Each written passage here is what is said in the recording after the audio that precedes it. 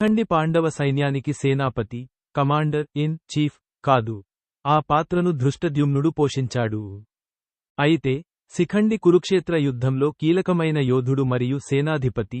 భీష్ముడు శిఖండితో యుద్ధం చేయనందున భీష్ముడితో యుద్ధం చేయడం ద్వారా కీలకమైన వ్యూహాత్మక పాత్రను పోషించాడు. శిఖండి పాత్ర 1. యోధుడు మరియు వ్యూహకర్త.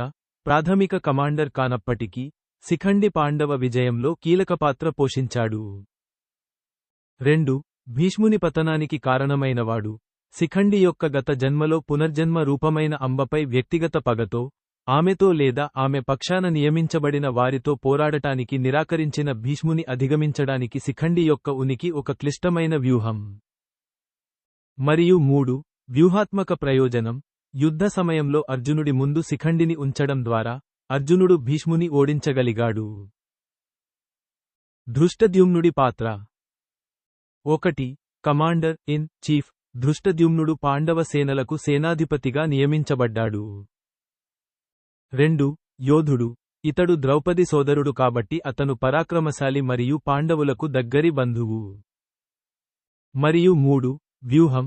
ధృష్టద్యుమ్నుని భీష్ముడు, ద్రోణుడు మరియు కర్ణుని ఎదుర్కొనే బలమైన సేనాధిపతిగా వ్యూహాత్మకంగా ఎంపిక చేసి సైన్యం అంగీకరించాడు.